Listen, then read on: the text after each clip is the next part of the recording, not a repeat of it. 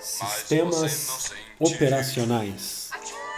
Professor Alexandre Freire.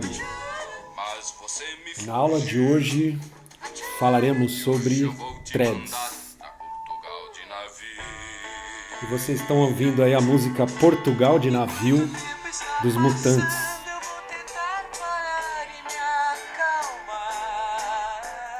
Bom, vamos lá. Mutantes é muito bom, né? Mutantes é muito bom. Espero que estejam todos bem, né? Olá a vocês. E vamos lá, né? Vamos falar do capítulo 4 aqui, que fala sobre threads, né? Então, os tópicos aqui, né? Visão geral, depois os modelos de multithreading, algumas questões aqui relacionadas a isso, a biblioteca pthreads, e aí a gente vai ver um pouco de threads no Java, tá bom? Essa parte do Linux e do Windows XP eu dei uma escalpelada aí, tá? Deixa eu só ver se está gravando mesmo. Então, vocês sabem, né? Eu já falei isso para vocês, que às vezes nos slides eu vou cortando algumas coisas, porque tem muita informação, então eu acabo focando nos conceitos principais, tá bom? Então, acho que eu acabei arrancando aqui as coisas aqui que falava de threads no Windows XP e no Linux. Talvez eu tenha deixado uma coisa ou outra, agora nem me lembro. Mas vamos ver aí até o final dos slides. Bom, então vamos ver aqui, ó, o que são threads, né? Então aqui à esquerda é um processo comum aqui da forma como a gente estudou na aula passada, que ele tem uma única thread, e aqui do lado direito um processo que tem múltiplas threads, né? Então tem 3 threads aqui esse processo. Então a thread, o que é? Ela é assim, né? Então um processo comum, ele tem aquele contador de programa, né? Que ele aponta lá qual é a linha do código que está sendo executada naquele momento, né? E à medida que o código vai sendo executado, esse contador de programa vai apontando sempre para a instrução que está sendo executada. E aí, para eu ter o controle do processo, eu tenho que ter aquela pilha, né? Que é onde, quando você faz lá, por exemplo, uma chamada de função, aí fica na pilha lá os valores que você vai ter que lembrar quando você voltar para a função que fez a chamada, né? Então, quando você voltar para aquela função, você tem que saber lá o valor das variáveis, né? Então, isso tudo está nessa pilha, né, de execução.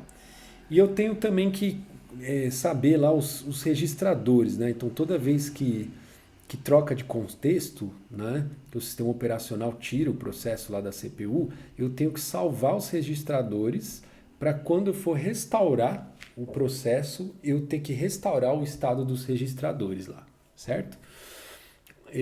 Num processo multithread, eu vou ter para cada thread, eu vou ter uma pilha separada e vou ter também o estado dos registradores separado e eu vou ter um ponteiro de... como é que chama? Nossa, me fugiu o nome agora. Eu tô com sono já tá tarde pra caramba aqui. Eu tô começando aqui a gravar quase 11h30, já tô meio com sono. Contador de programa, isso, tinha me fugido o nome, né? Então cada thread vai ter o seu contador de programa, tá? Então o processo aqui no caso, ele tem um código só, né? Essas threads elas estão compartilhando o mesmo código, tá? Só que cada uma delas está numa linha diferente desse código, tá bom? Por isso que cada uma tem o seu contador de programa, tá? E por que existe isso, né? Você vai falar assim, então por que eu não crio 3 processos, né, em vez de criar 3 threads? Porque é mais barato criar thread do que processo, tá? Tipo, é mais caro, é mais custoso para o sistema operacional criar e gerenciar 3 processos do que ele gerenciar 3 threads dentro do mesmo processo, tá? Então, uma coisa simples de ver aqui, ó, por exemplo, é essa região aqui, ó, toda essa parte aqui, ó, código, arquivos, dados, né? Toda essa região, ela está sendo compartilhada entre as threads. Se eu criasse 3 processos, eu ia ter 3 cópias disso aqui, dessa parte de cima, tá? Então já tem aí uma economia de espaço, né? E aí já dá para imaginar também que vai demorar mais para você carregar esses processos, né, esses 3 processos, do que carregar um processo só com 3 threads. E depois também para gerenciar isso, é a mesma coisa, né? Eu tenho o sistema operacional economiza recursos aí. E aí também a gente estava falando na aula passada sobre comunicação entre processos, né? Então, muitas vezes você tem processos que colaboram entre si. Então, sabe, se esses processos colaboram, eles são processos que de algum modo eles estão bem relacionados ali, né? Então, muito provavelmente você pode ter então duas, três ou várias threads diferentes dentro do mesmo processo. E aí essas threads vão cooperar entre si, entendeu? Então, geralmente, para ter processos que cooperam, eles são processos que tipo têm alguma intimidade, vamos dizer assim, né? Muitas vezes é a mesma equipe que está desenvolvendo, né, esses códigos aí que vão cooperar. Então, tipo, é natural que, né, você queira ter aqui essas threads cooperando, em vez de serem processos cooperando, tá bom? Então essa é a motivação, tá? De fazer algo assim, multithread, né? Então benefícios, vai te dar uma maior responsividade, né? O desempenho, né, vai ser melhor. Compartilhamento de recursos, economia, utilização de arquiteturas multiprocessadas. Bom, até aí, né, para utilizar arquiteturas multiprocessadas, você poderia se utilizar disso criando múltiplos processos que colaboram entre si, né, dividindo a sua tarefa em vários processos. Então, você não precisa dividir em várias threads, né? Você poderia dividir em vários processos. Até aí, tudo bem. Threads de usuário e threads de kernel. Thread de usuário, gerenciamento de thread feito pela biblioteca de threads em nível de usuário. Threads do kernel, threads admitidas diretamente pelo kernel, tá? Por que tem essa distinção aqui, né? Porque, tipo, ao longo da execução lá dos processos, lá no sistema operacional pode estar rodando vários processos e esses vários processos, cada um com várias threads, e que isso vira uma loucura, porque o sistema operacional ele não vai dar conta digamos, de distribuir isso assim, é muita coisa para ele escalonar, né? Então vamos supor que lá no teu hardware, né, você é uma arquitetura multiprocessada que tem, sei lá, 10 processadores. E aí, tipo, você tem 100 threads, né? Então, ou 1000 threads, sei lá. Então, tipo, sabe, digamos, é um excesso de threads, vamos chamar assim, né? E aí, então, o que o sistema faz? Ele cria threads de kernel para gerenciar threads de usuário, né? E aí você amarra threads diferentes threads do usuário numa mesma thread de kernel, tá? Então aí o sistema operacional ele vai escalonar só em cima dessas threads de kernel, né? Então você consegue tipo, fazer essa concorrência de forma mais razoável, vamos dizer assim, né? Então você vai ter menos threads concorrendo por aqueles, sei lá, 10 processadores. Só que, tipo, dentro de cada thread dessa de kernel vai tá rodando várias threads de usuário. Então aí você vai ter um outro nível de escalonamento aí. Eu já vou falar disso daqui a pouco. Mas vamos seguir aqui a ordem do slide, né? Então, nessa coisa de atrelar uma thread de kernel a uma thread de usuário, tem três modelos para fazer isso, né? Tem o muitos para um para um e o muitos para muitos, né? Então vamos ver aqui, ó. Primeiro, muitos para um. Então eu vou ter várias threads de usuário associadas a uma única thread de kernel, tá? E isso aqui visa economizar recurso também, né? Porque, tipo, quando eu pego, por exemplo, um modelo assim, um para um, né? Então, uma thread de kernel para cada thread de usuário.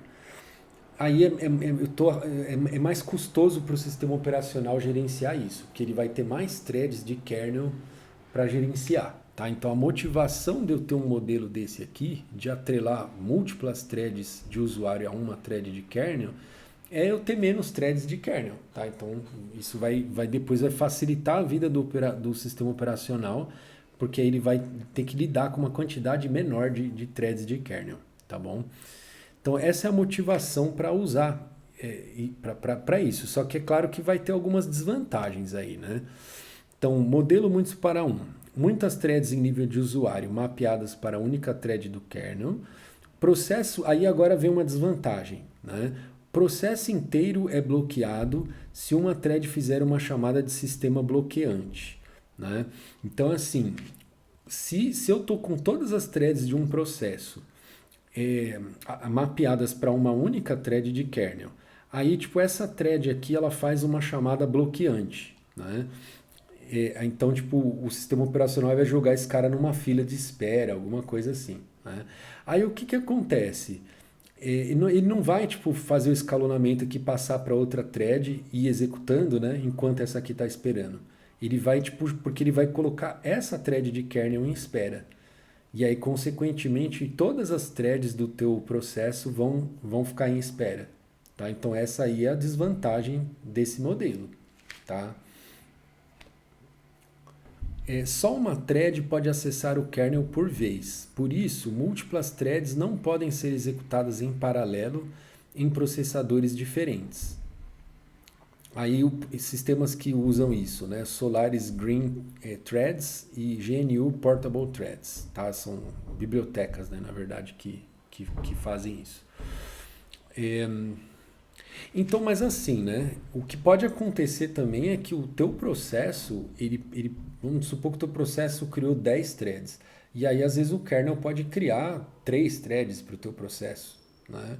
Ou 2 threads para o teu processo, né? Então, porque senão também não vai fazer sentido, né? Se ele pegar todas as threads do teu processo e jogar para uma thread só do kernel, né? Não vai fazer muito sentido, porque no fundo, né? Você não vai, tipo... porque assim, né? Também tem outra coisa aqui. O negócio das threads faz sentido você... não, deixa eu voltar a minha explicação aqui. Porque assim, ó...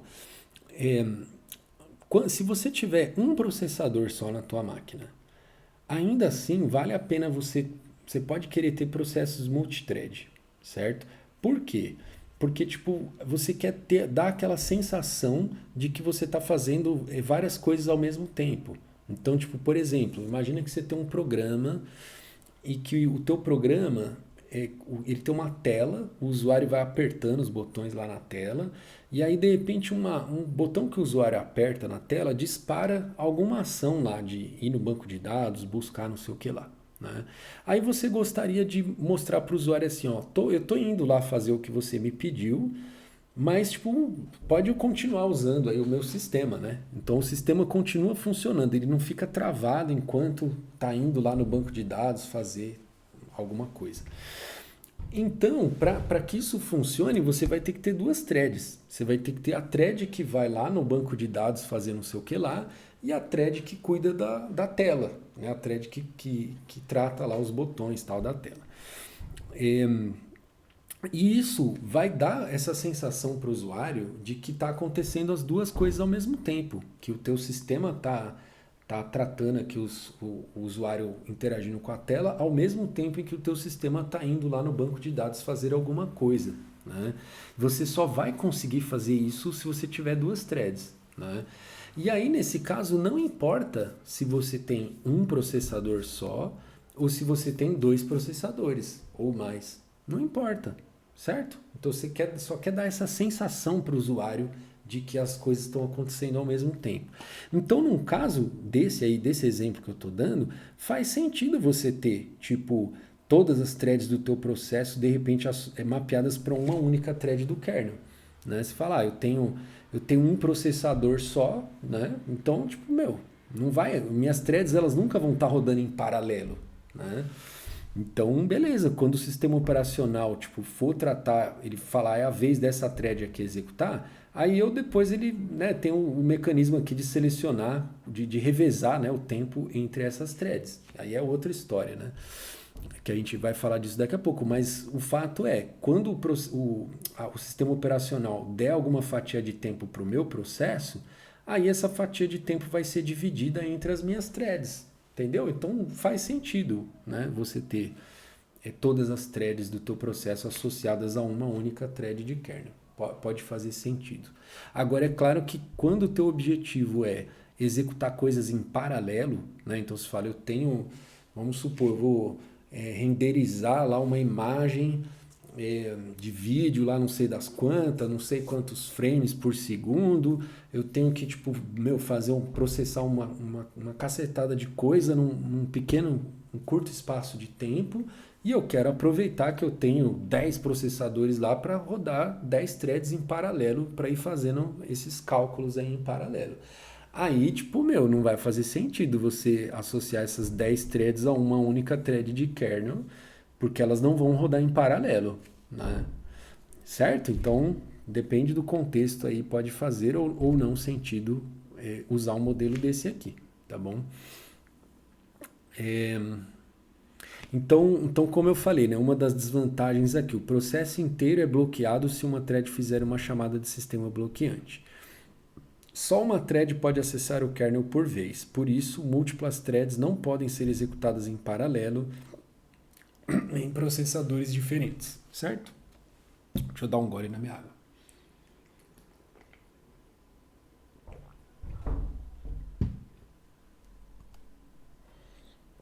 Bom, modelo 1 para 1, né? Uma thread de kernel para cada thread de usuário.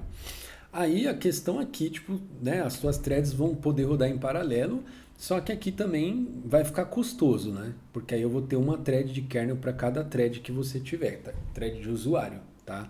E às vezes eu posso cair naquilo que eu tinha falado antes, tipo, vou ter muito mais threads de kernel do que processador e vai me dar uma concorrência muito grande e às vezes eu poderia economizar recurso criando menos threads de kernel do que tipo a quantidade de threads de usuário que tem, né?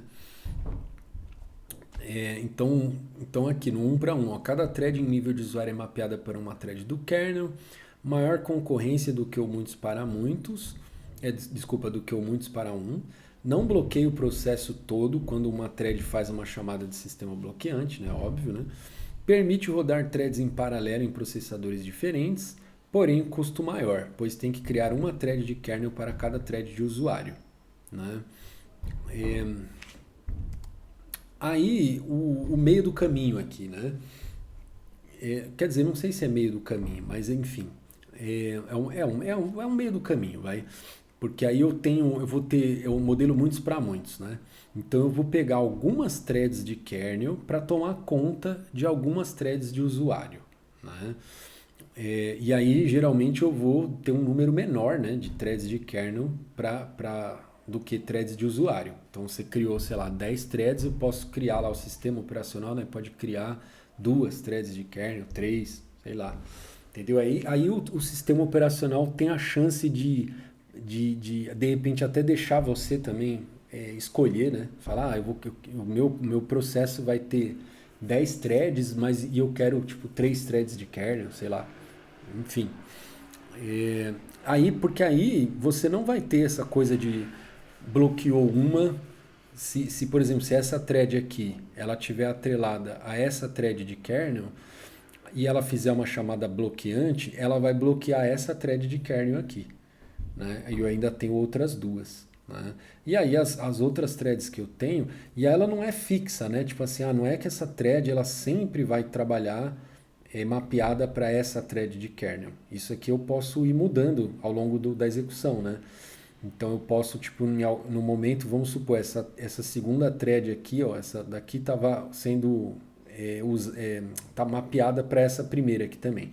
Aí no momento em que essa daqui fez uma chamada bloqueante, de repente eu posso pegar essa outra thread e agora mapear para uma dessas outras duas aqui, tá bom? Então esse mapeamento ele não é fixo, tá? Então, ou seja, aqui é como se eu tivesse lá no posto de gasolina e eu tenho 3 bombas aqui para atender a demanda, né? Aí você vai, tipo, o número de threads de kernel que você vai criar, ela é, tipo, mais ou menos o que o sistema vai julgar suficiente para atender uma certa demanda, né? Então, falar, eu vou no posto de gasolina, eu sei que, tipo, com 3 bombas eu consigo atender aqui o movimento dos carros que vão chegar sem que tenha muita fila, né? Então aqui o sistema operacional ele sabe que tipo com um certo número de threads ele consegue dar conta de ir rodando essas threads em paralelo sem causar uma fila muito grande, né? Tipo, sem ter muitas coisas bloqueadas aqui ao mesmo tempo, né? Então, nesse modelo, ó, permite que muitas threads em nível de usuário sejam mapeadas para muitas threads do kernel, permite que o sistema operacional crie um número suficiente de threads do kernel, combina o melhor dos dois modelos anteriores, maior concorrência, multiprocessado e com menor custo, certo? Aí aqui ele comenta aqui dos sistemas que usam isso. Aí também tem um modelo de 2 níveis, né? O modelo de 2 níveis é o que usa essas duas coisas ao mesmo tempo, né? Então, para algumas threads eu vou ter de usuário, eu vou ter uma única thread de kernel mapeada para ela, e para um outro subgrupo aqui de threads eu vou ter de usuário, eu vou ter um subgrupo de threads de kernel, tá bom? Isso então, de repente você fala assim, eu sei que essa thread aqui ela faz muita chamada bloqueante, né? Então eu vou pedir para o kernel para ele me deixar uma única thread do kernel olhando essa minha thread aqui, por causa disso. As outras aqui já não fazem isso, então, né, eu deixo aqui livre para ter o modelo aqui muitos para muitos, né? Ou então, às vezes, o próprio kernel, né, pode identificar isso, né? O próprio sistema operacional pode identificar isso, né? No começo ele pode, né, falar, não, eu tenho, no começo aqui eu vou deixar muitos para muitos, à medida em que alguma thread começar a demonstrar aí algum comportamento assim desse, de ficar fazendo chamada bloqueante toda hora, aí eu deixo uma thread dedicada só para ela, uma thread aqui de kernel, né, dedicada só para ela, enfim. Então, pode acontecer isso aí também. Agora vamos ver no Java, né? Como é que a gente fazer programação multithread no Java, né? Então as threads do Java, elas são gerenciadas pela máquina virtual do Java, tá? Então quem vai fazer o escalonamento das threads é a máquina virtual do Java, não é o sistema operacional que está por baixo, tá? Então você vai ter um comportamento esperado dessas coisas, tudo especificado pela máquina virtual, tá? Especificado pelo Java, né? O Java também é uma especificação. Threads Java podem ser criadas implementando a interface runnable, tá? Então, se você quiser, a interface runnable, ela só tem esse método aqui, run, né? Então, se você quiser criar uma thread, você implementa essa interface runnable, e aí, então, você vai ter que implementar esse método run, tá? E aí, dentro do método run, você faz o que você quer fazer aí dentro dessa thread, tá bom? Então, por exemplo, ó, no nosso exemplo, tem essa classe aqui, ó, mutable integer, tá? No Java lá o integer ele é um objeto imutável, né? Igual a string também, né? Objeto imutável. Então não dá para mudar o valor, tá? Uma vez você criou um objeto do tipo integer, ele não muda mais o valor. Aí agora essa classe ela tem ela é um inteiro mutável, tá bom? Então eu tenho esse meu inteiro mutável e aí a minha classe que eu quero fazer lá, rodar lá esse método run lá dentro de uma thread, é uma classe que calcula o somatório de 0 até um certo upper bound aí que você me especificar, tá bom? E aí eu quero que esse somatório seja calculado dentro de uma thread, tá? Então tá aqui, ó, o upper bound, o upper, né? A referência aqui do mutable integer, aí no meu construtor aqui, eu recebo quem que vai ser esse upper e uma referência aqui de um objeto desse tipo aqui, mutable integer, né? E aí eu vou lá e guardo essas duas referências. E aí no método run, o que eu faço? Eu vou somando, vou calculando o somatório, né? E no final, depois que terminou, eu seto esse valor do somatório lá no meu mutable integer, tá bom? É isso que faz aqui a thread, tá?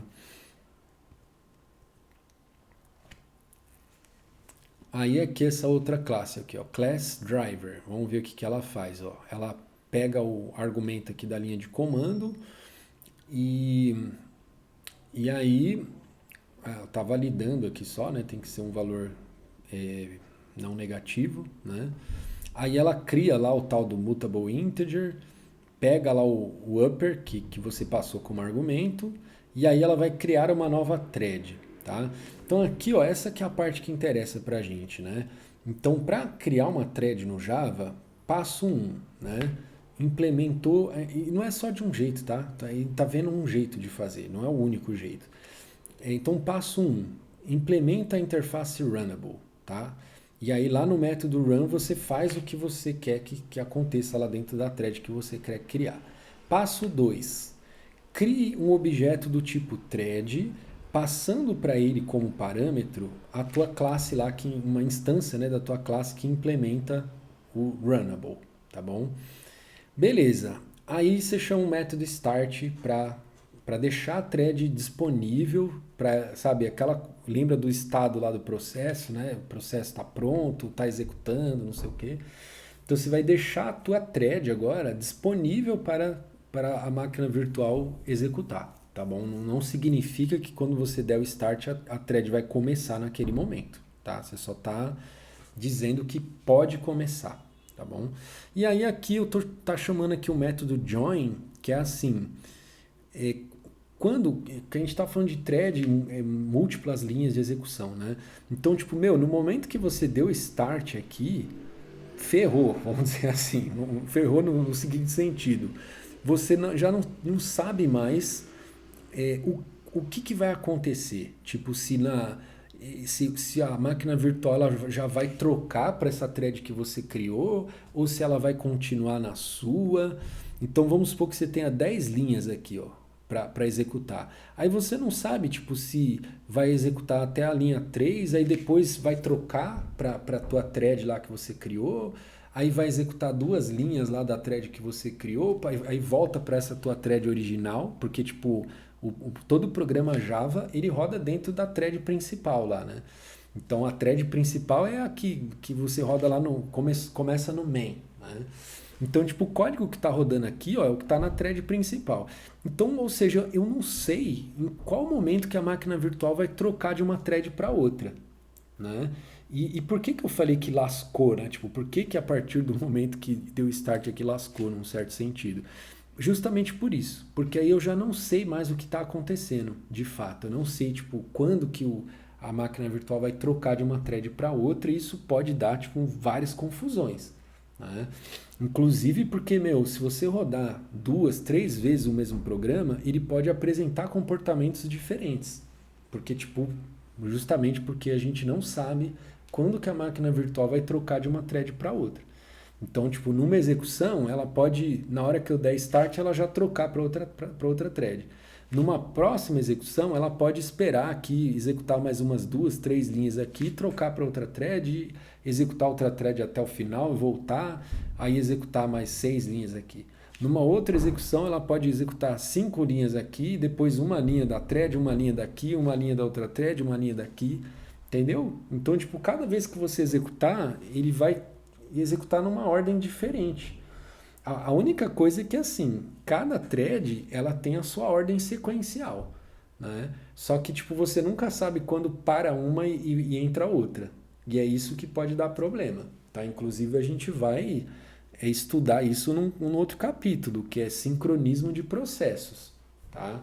Para não dar problema de inconsistência por causa disso, tá bom? Beleza, mas vamos voltar aqui para o nosso código. Então, eu mandei startar a thread aqui, ó, e aí nessa linha eu estou fazendo esse join. O que faz o join aqui? Ele espera essa thread terminar para ele continuar, tá bom? Então ele fica travado nessa linha. É como se ele estivesse fazendo um wait, né? Para esperar terminar essa thread que ele startou para continuar o código aqui, tá bom?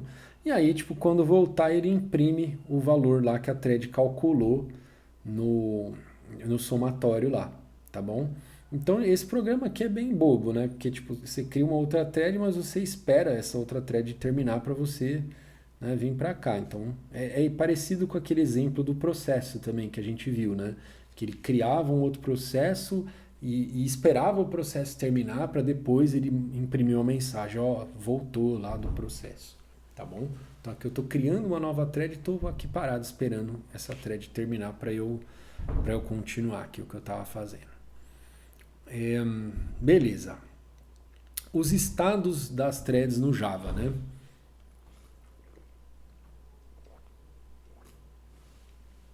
Então, esse estado de new aí, ele é equivalente àquele estado de pronto lá do processo, tá? Então, ele está pronto, mas ele ainda não tá, não, desculpa, não é pronto. É new, não, é equivalente ao estado de novo. É o estado de novo lá do processo, né? Que é assim, ele está sendo criado, ele ainda não está pronto para ser executado, né? Então, nesse estado de new, a thread ela não está pronta para ser executada ainda. Depois que eu chamar o start, aí ela vai estar pronta para executar. Aí aqui, ó, a diferença é que a thread, ela não tem aquele estado, tipo, ela não tem uma diferenciação entre pronto e executando, né? Porque o processo, ele pode estar pronto, pode estar executando, pode estar esperando, né? A thread não, ela está aqui nesse runnable e não importa se ela está executando ou não está executando, mas ela está, tipo, se ela está pronta para executar, ela vai ficar nesse estado de runnable, tá bom? Mesmo quando ela está rodando, ela está no estado de runnable, tá? Aí ela só sai do estado de runnable ou quando morre, né? Então terminou lá o método run, né? Então a thread está morta, né? Acabou. Ou então quando ela faz alguma chamada bloqueante lá, né? Ela chama lá o método sleep, faz uma operação de entrada e saída, alguma coisa que vai bloquear a thread. E aí depois que terminar aqui o sleep, ou terminar a entrada e saída, ela volta para o estado de runnable. Agora vamos ver um outro código aqui daquele negócio lá do produtor consumidor, né? Fazendo o produtor consumidor em threads diferentes, né? Então tem essa classe aqui, ó, factory, né? Aí ela tem a caixa de correio aqui, ó, mailbox, né? Que é um do tipo channel, né? Me dá só um segundo aqui, rapidinho. Esse barulho tá vindo da onde? Tem um barulho chato.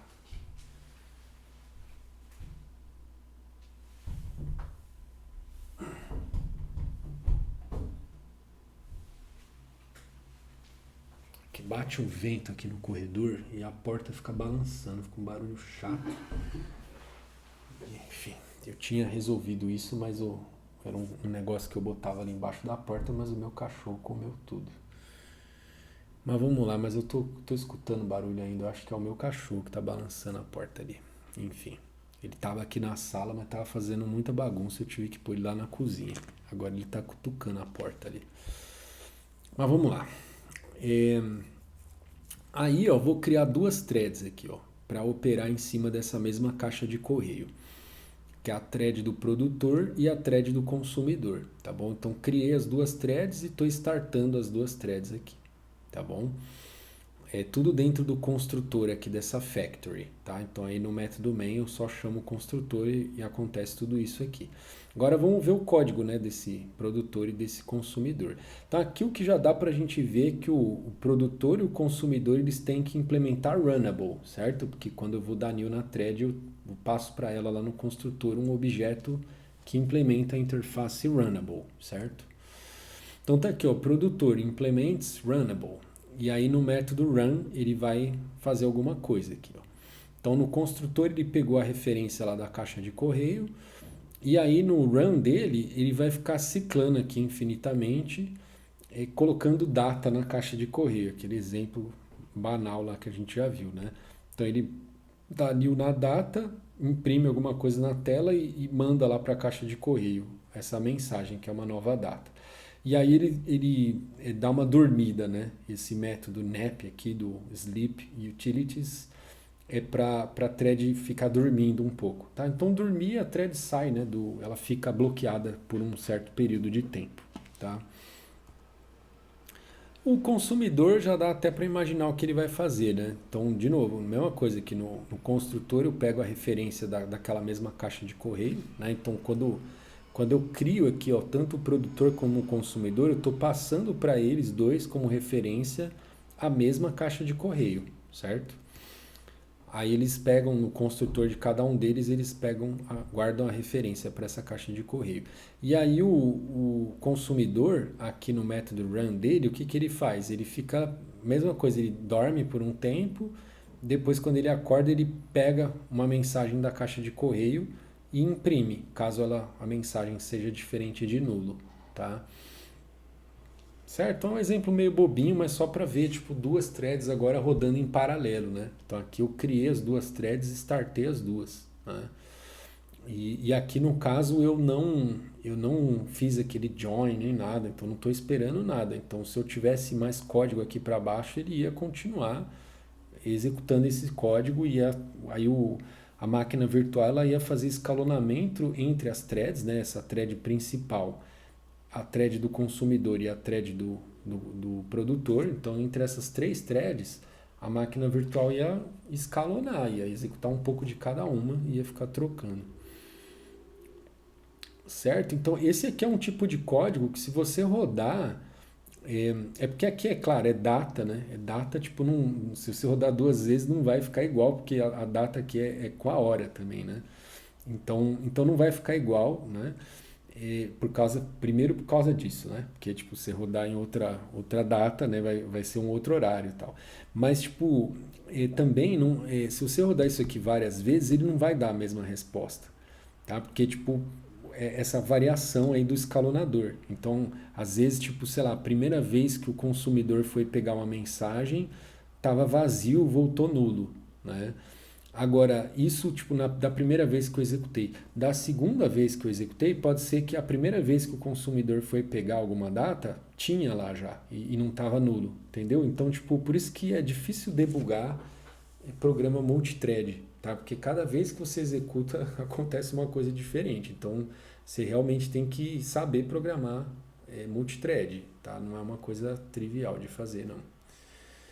Questões de threading. Semântica das chamadas do sistema fork e exec, cancelamento de thread, tratamento de sinal, pool de thread, dados específicos da thread e ativações do escalonador. São as questões que a gente vai comentar agora.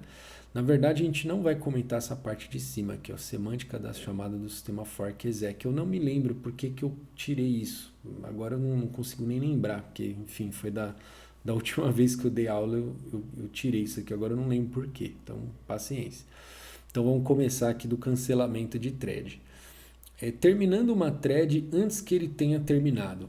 Ela, né, ou ele, sei lá, eu falo thread no feminino, tá? Então, terminando uma thread antes que ela tenha terminado. Duas técnicas gerais: cancelamento assíncrono e cancelamento adiado, tá? O assíncrono termina a thread de destino imediatamente. Então, eu chamo algum método, alguma coisa lá, uma função que derruba a thread na hora. A outra ele, digamos, notifica a thread de que ela tem que terminar, né? E aí a própria thread é que ela vai precisar verificar se ela tem que terminar ou não, tá? Então é como se você pedisse para ela terminar, tá bom? Pode ser que ela ignore o teu pedido, tá? Porque é responsabilidade dela verificar se ela foi terminada ou não, tá bom? Mas você pode até falar, pô, mas aí, né, não, é meio estranho fazer isso. Mas na verdade não, porque dependendo do tipo de processamento que está sendo feito, ele não pode ser interrompido no meio, entendeu? Então se falar, eu tenho uma thread que tá tipo fazendo cópia de um arquivos lá no backup, né? Aí, tipo, bem no meio de um arquivo que ela está copiando, se você parar, pode corromper lá, não sei o quê. Então, se falar, não, eu aviso a thread que ela tem que terminar. Aí a thread, de repente, ela termina de copiar esse arquivo e aí ela não vai, tipo, continuar copiando todos os arquivos que estavam lá no diretório que ela ia fazer, né? Então, ela fala, não, agora é seguro terminar. Então, eu vou e termino, tá bom? Então, para isso que serve o cancelamento adiado. Cancelamento adiado em Java, né? Como é que faz? Eu chamo esse método aqui, ó, interrupt, né? na thread, né? E aí, dentro da thread, eu tenho que checar isso, ó. Então, como que eu checo? Eu chamo esse método estático aqui da classe thread, né? Que eu pego a referência da thread que eu tô, né? Que sou eu mesmo aqui, né? E aí eu pergunto se está interrompida ou não, tá? Então, ou seja, quando eu chamo thread.currentThread, eu estou pegando a referência da minha thread, da thread que está sendo executada esse método run. E aí eu estou perguntando se essa thread está interrompida ou não. Tá? Se ela estiver interrompida, então é porque eu tenho que parar a thread. Tá? Então, aí de repente eu termino aqui só de fazer alguma coisa lá que, né, para não dar nenhum problema lá, tal, como no exemplo aí que eu falei. E aí eu mesmo tenho que me encarregar de dar um break aqui, ó, terminar esse laço, por exemplo. Beleza? Então tá bom. É, tratamento de sinal. Nossa, tô com a boca seca aqui.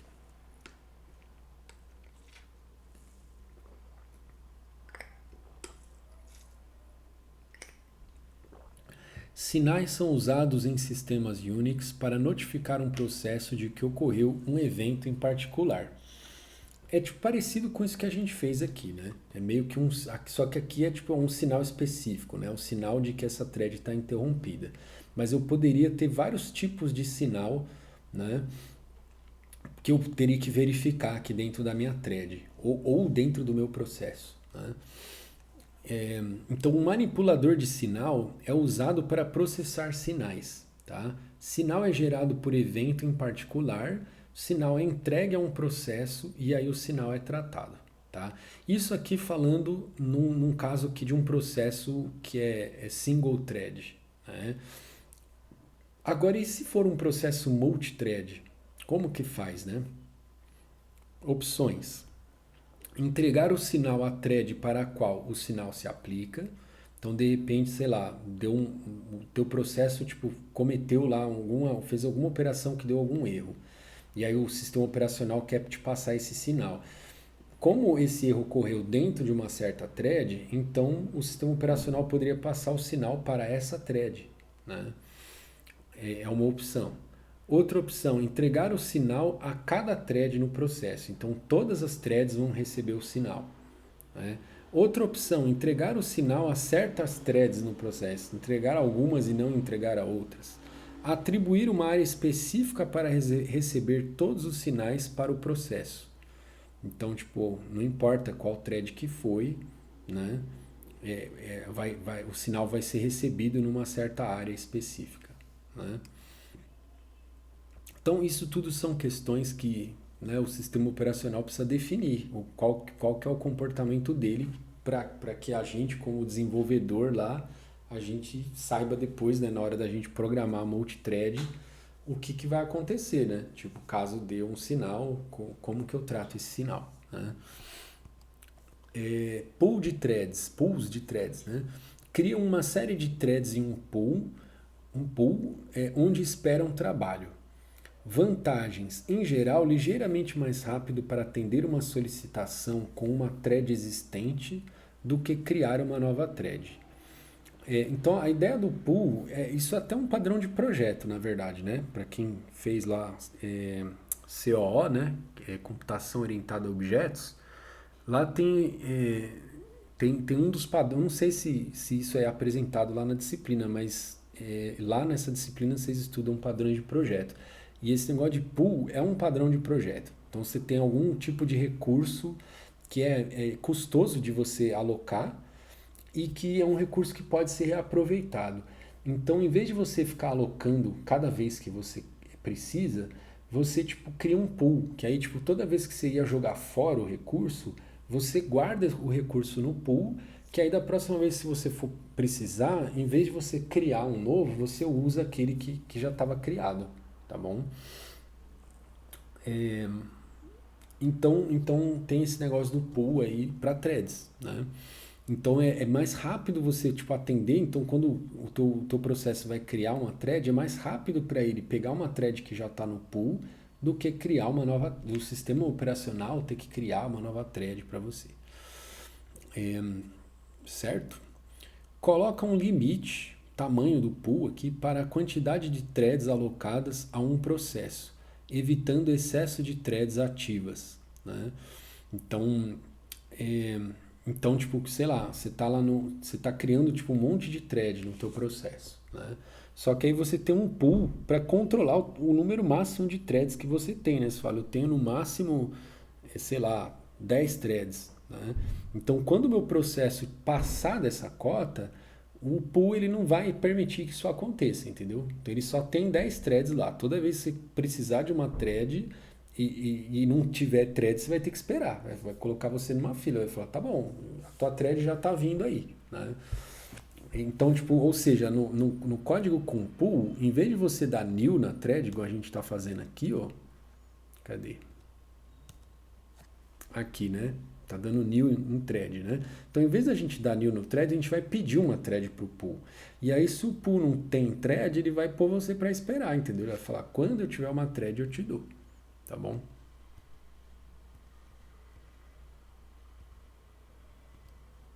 E isso é bom porque pode ser interessante, né? Para evitar excesso de threads ativas, tá bom? Então o pool ele te dá ele te ajuda a controlar isso, entendeu? Vai falar porque de repente dentro do teu ambiente lá você tem um monte de coisa, tá fazendo um monte de coisa ao mesmo tempo. Em um certo momento você fala, melhor não passar de tantas threads, senão a coisa vai degringolar, que vai ficar ruim para todo mundo. O Java oferece três arquiteturas de pool de threads: executor de única thread, executor de thread fixo, que é o pool de tamanho fixo, né? Então esse single thread é um pool de tamanho fixo, só que ele é fixo em um, né? Agora o executor de tamanho fixo é fixo num tamanho arbitrário, você que passa para ele o parâmetro aqui do tamanho que você quer do pool. E a terceira opção é um pool de tamanho ilimitado, tá bom?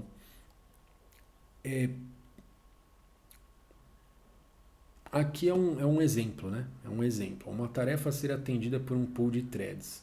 Então eu vou ter a minha task aqui que implementa lá runnable, tá? Então lembra que para a gente executar lá alguma coisa dentro da thread, a gente tem que implementar runnable, né?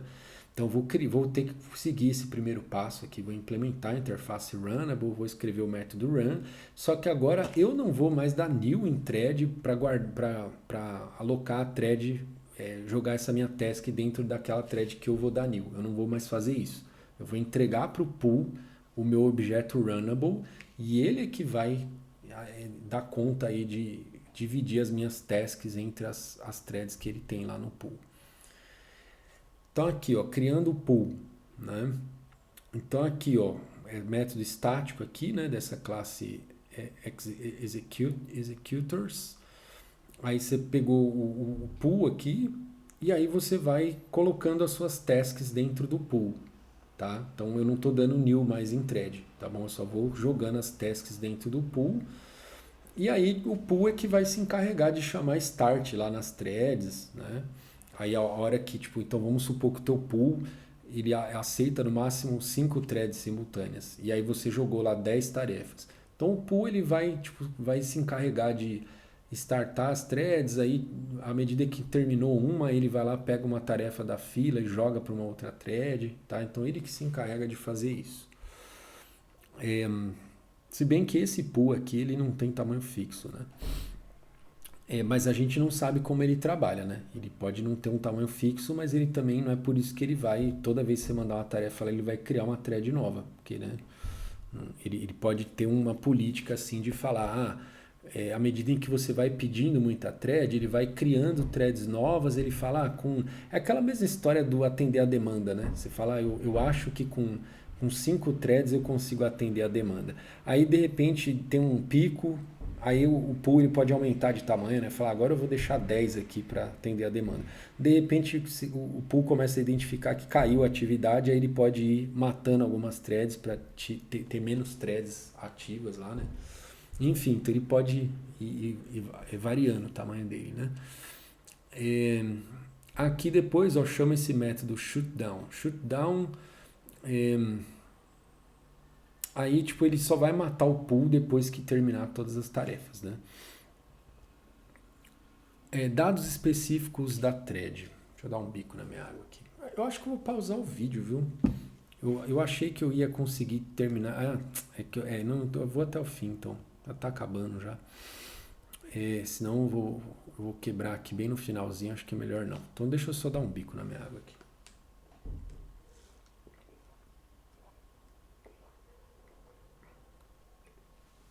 eu já estava estranhando aqui mesmo, porque eu achava que eu ia conseguir explicar o capítulo todo num vídeo só. Mas aí começou a me bater o cansaço, eu falei, aí acho que eu vou ter que parar. Mas não, estamos acabando, então vamos mais aqui. Dados específicos da thread. Permite que cada thread tenha sua própria cópia dos dados, né? Exemplo, cada thread vai tratar uma transação e, portanto, guarda o número da respectiva transação. É um exemplo aqui. Útil quando você não tem controle sobre o processo de criação de thread. Exemplo, ao usar um pool de threads, uma mesma thread pode ser reutilizada para realizar o trabalho que meio que teoricamente estariam em duas threads diferentes. Esse negócio aqui, pessoal, ele é um pouco complicado. Aliás, trabalhar com thread é um negócio meio complicado. E, na verdade, não é que é complicado. O negócio é simples, mas não é tão simples entender o porquê existe isso, qual a vantagem de usar isso. E eu também não quero me aprofundar nisso, porque isso não é relevante, assim, para o nível de detalhe que a gente está vendo nesse capítulo, né? A gente não está aqui numa disciplina de aprender a programar em thread, né? Que para programar em thread tem vários aspectos que tem que pensar e que claramente não é o escopo aqui da nossa disciplina de sistemas operacionais, tá bom? Então eu não vou dar uma explicação assim muito satisfatória desse negócio de thread local, não, tá bom? Quem quiser saber mais, dá uma googada aí, lê algum tutorial, alguma coisa para falar disso, tá bom? Mas então explicando aqui assim, o que é isso, né? Então esse thread local, ele é tipo, basicamente assim, ele é como se fosse um mapa para você guardar tipo coisas lá dentro, só que ele associa o ID da thread nesse mapa. Então, tipo, sempre que você acessar esse mapa de dentro de uma thread, cada thread tem a sua região específica de memória dentro desse thread local, entendeu? E aí uma thread não interfere na outra nisso daí, tá bom? Então vamos ver um exemplo de código aqui, ó. Então eu tenho essa classe aqui, ó, serviço, né? Aí ela tem ela que está instanciando aqui esse objeto que é do tipo thread local, tá? Que ele vai só guardar código de erro que deu na transação, né? É estático, né? Ó, tá? E aí, ó, eu tenho um método estático aqui também da transação, né? E aí aqui no meio da transação, se der algum problema, o que eu vou fazer? Eu vou no cat aqui, ó, eu vou guardar o código de erro, tá? É a exception, né? É a referência da exception, tá? Então eu vou guardar aqui, ó, qual foi a exception que deu na transação, tá? Só que esse negócio aqui, ó, eu tô gravando, tipo, como esse objeto é do tipo thread local, ele não só vai guardar a exceção, como ele vai associar essa exceção em qual thread que estava executando quando aconteceu a exceção, né? Então, tipo, depois, ó, quando eu chamar aqui o método get error code, que aí ele vai chamar o get aqui, ó, no error code, ele vai devolver a exceção, só que tipo da thread que deu a exceção, tá? Então vamos ver o código da thread como que é, ó. Então se eu tenho aqui, se eu estou nessa classe, ó, worker implements runnable, aí ele tem a referência desse serviço lá, né, que é a classe service aqui, ó. Eu tenho essa referência aqui. E aí dentro do meu método run, eu vou rodar aqui, ó, transaction. Vou chamar lá transaction, que é onde pode dar pau, e se der pau eu vou gravar a exception lá no thread local, tá? Então se acontecer isso, depois, ó, aquilo que eu falei para vocês, eu posso executar essa linha aqui, ó, o escalonador troca de thread, executa outra thread que também tem o mesmo código, vai executar isso aqui também, só que numa outra thread, né? Então eu posso ter várias threads diferentes chamando esse método transaction dentro desse mesmo provider aqui, né? Só que quando voltar para mim o controle, né, quando a minha thread voltar a ser executada e eu chamar aqui esse método getErrorCode, ele vai me dar a exceção que foi lançada, caso tenha sido lançada, né, pela minha thread, entendeu? Então, tipo, ele guarda o ID da thread, tá bom? Aí você vai falar, poxa, mas para que isso, não sei o quê. Aí é a parte que eu não queria explicar, porque aí entra no detalhe que eu falei para vocês que, meu, programar em thread, programar multithread envolve, tipo, vários detalhes, né? Aí a gente teria que fazer uma análise de assim, vamos, como que é a vida sem isso, né? Que tipo de situação em que eu preciso usar isso. Eu teria que ver um código sem usar esse recurso, aí ver tipo, o código usando esse recurso, ver a vantagem de fazer, enfim. Então, tipo de coisa que foge do escopo nosso aqui da nossa aula, tá bom? Ativação do escalonador. Agora a gente está falando do escalonador das threads de usuário, tá? Porque tipo tem o escalonador de processos, tem os escalonador de threads do kernel e tem o escalonador de threads do usuário, né? Então, ativador do escalonador de threads do usuário, tá? Então, ó, os modelos muitos para muitos e de dois níveis, tá? O de dois níveis é aquele que mistura lá um para um com muitos para muitos, né? Exigem comunicação com o kernel para manter o número apropriado de threads de kernel alocados ao processo. Ativação do escalonador. Aí aqui, ó, estou falando de escalonador de threads do usuário, que é implementado pela biblioteca de threads, tá? Fornecida pelo sistema operacional, né? Então a ativação do escalonador, desse escalonador aqui, ocorre através de upcalls, né? Que é um mecanismo de comunicação do kernel para a biblioteca de threads. Exemplo, quando há um deadlock entre as threads de usuário, o kernel pode fazer um upcall. Aqui é sacanagem, né? Porque a gente nem estudou ainda o que é deadlock, né? Mas enfim, o deadlock é quando tipo, fica travado uma thread esperando pela outra, a outra esperando pela uma, né? Eu estou dando exemplo aqui de duas, mas pode tipo, ter um ciclo entre várias threads, né? A thread A esperando pela B, a B esperando pela C, a C esperando pela A, né? E aí, ou seja, vai travar, né?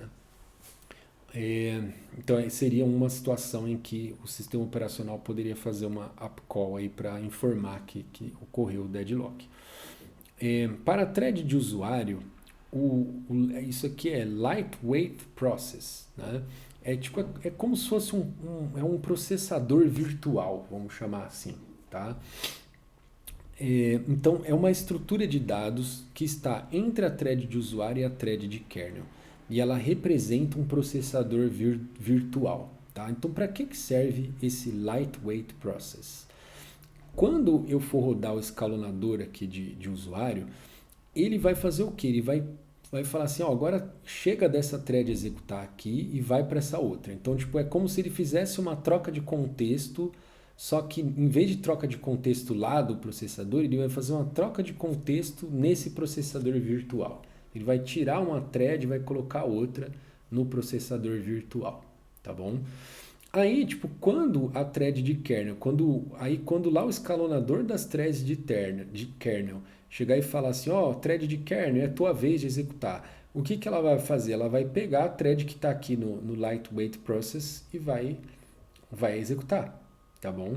Então, tipo, aí, enquanto ela está aqui enquanto o sistema operacional está dando tempo aqui para essa thread de kernel, ela está falando vai executando o que está aqui no lightweight process e de repente o escalonador aqui das threads do usuário, ele pode trocar de uma thread para outra, né?